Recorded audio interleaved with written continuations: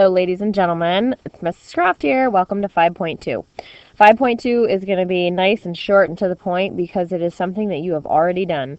Yes, my friends, we are factoring again. So we've been factoring since the beginning of school started, and we're going to continue on in this unit because factoring is one of the ways that we solve quadratics. There's some special types of quadratics that we're going to look at. First of all being the difference of two squares. So you've already done some of these on your weeklies. We've had some as warm-ups. One of the things that I want you to notice is that when you factor a difference of two squares, the result that you get ends up being a conjugate pair. So if you remember from last unit, we talked about complex conjugates. We talked about having conjugates with a square root.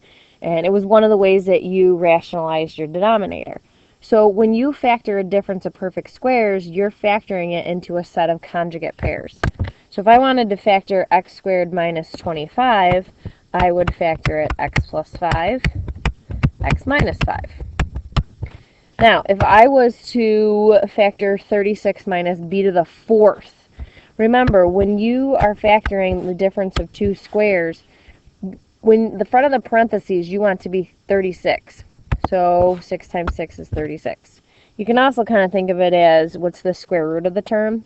So for example, if I wanted to know what's the square root of b to the fourth, we would look at it as b squared. Now, if you want to be able to check your answer, one of the ways that you can check is to double distribute back. So if you double distribute back, you should get back what you started with. So if I double distribute the 6 minus b squared and 6 plus b squared, I would get 36. Then I would get plus 6b. Then I would get, plus 6b squared. And we would get minus 6b squared. And then we would get minus b to the fourth. And remember when we talked about conjugates last unit, when you multiply them together, the middle two terms always should cancel. And we're left with 36b to the fourth, which is what we started with. So it's a good way for you to check.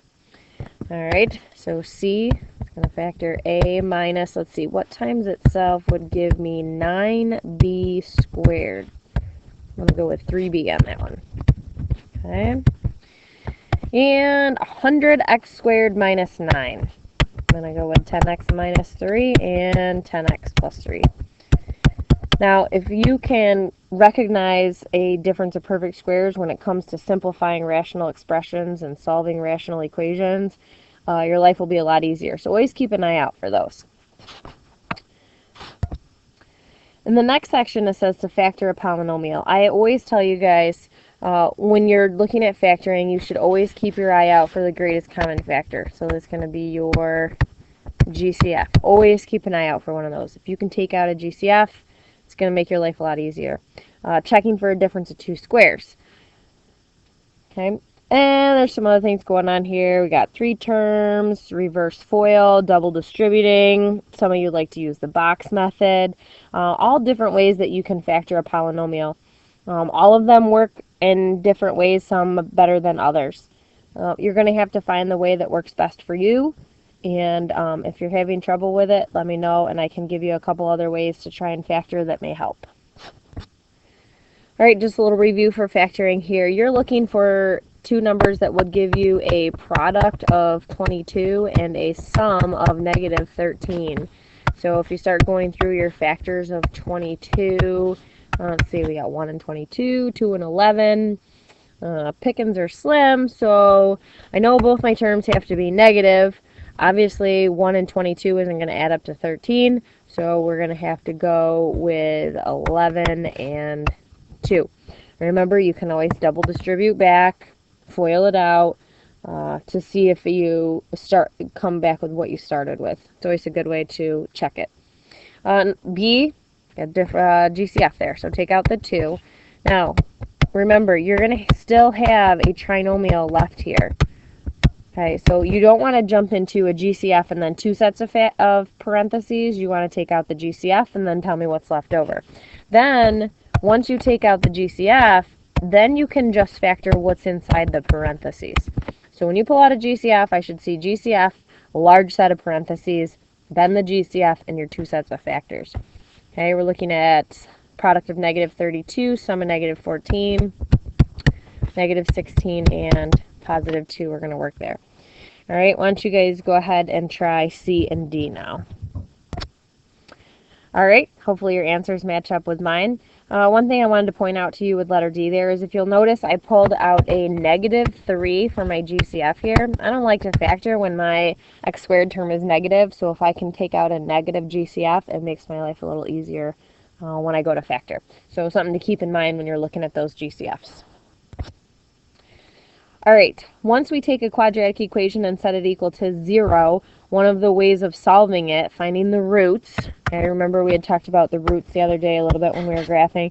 Roots are your x-intercepts. It's where they cross the x-axis at. And if I graph a quadratic, okay, those two values that are crossing the x-axis, those are your roots. That's what you're trying to find when you're solving a quadratic equation by factoring.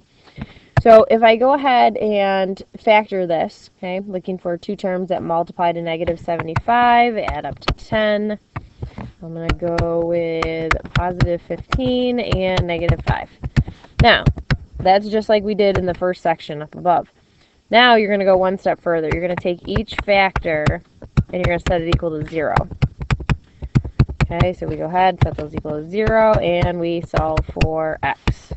So we have solutions of negative 15, and we also have a solution of positive 5. Okay, so those are our two solutions. Okay, and you can go ahead and check it in your calculator. In class, I'm going to show you a little trick that you can use where you can find both of your roots in your quadratic fairly quickly. All right, one of the things that you want to keep in mind when you're solving is that this squared term, whatever it may be, x squared, r squared, p squared, q squared, whatever it is, your squared term, you want all of your other terms over with that. So in this case, I'm going to subtract 11r and add 18 over to set it equal to 0. So your whole goal is to get it equal to 0 before you factor it. I'm going to go with negative 9, negative 2 here, which is going to make my solutions positive 9 and positive 2. So those are going to be my two roots. All right, why don't you guys go ahead and try C and D. Make sure you set it equal to 0 first before you try and start factoring. Okay, C, we're looking at roots of negative 5 and negative 3, and D, we're looking at solutions of negative 7 and 4. Everybody get those right? All right, nice job. All right, let's take a look at number 4 now.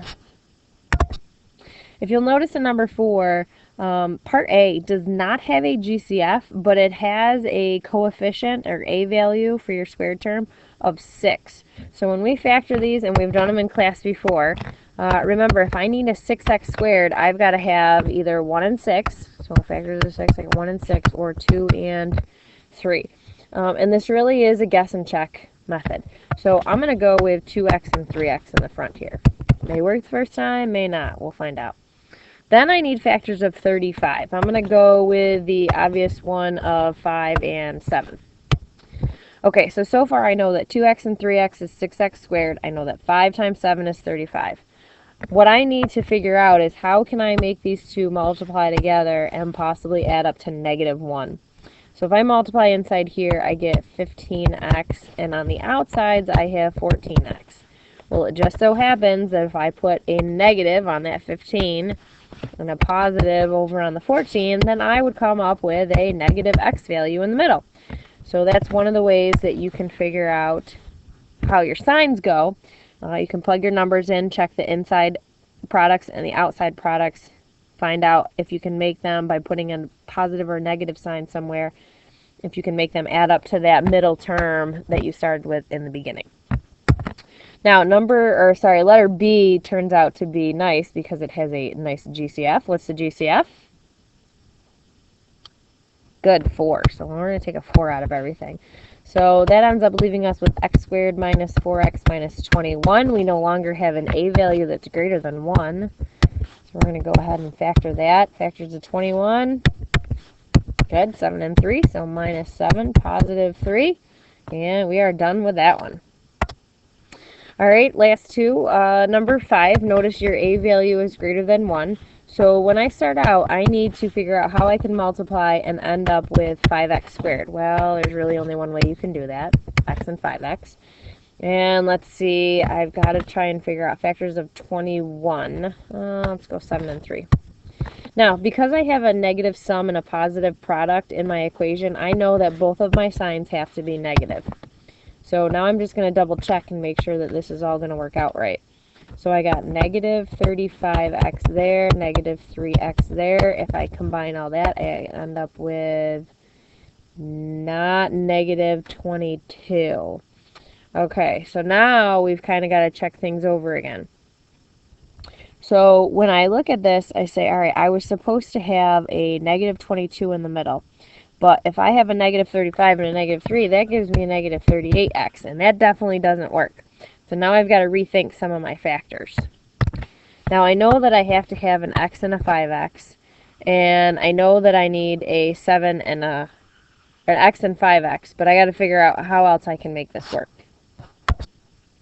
So I'm going to go ahead and flip-flop my 3 and my 7.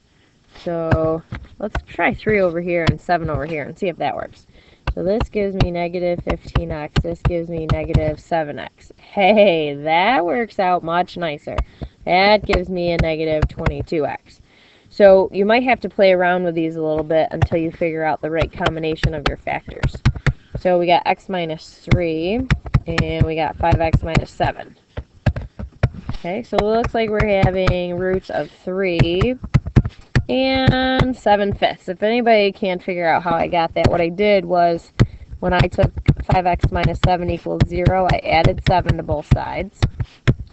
So I got 5x equals 7, divided both sides by 5, and then that's how I ended up with my 7/5. Okay, as you guys do more of these, you'll get a lot better at them.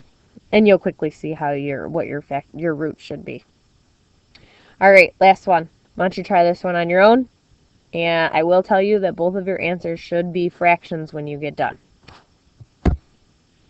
Alright, hopefully you guys didn't have to do too much of trial and error, but you should have ended up with 7/2 and negative 3/2 for solutions. Alright, that's it for my factoring video. Hope you guys did a nice job, and I will see you next time when we solve quadratics by completing the square.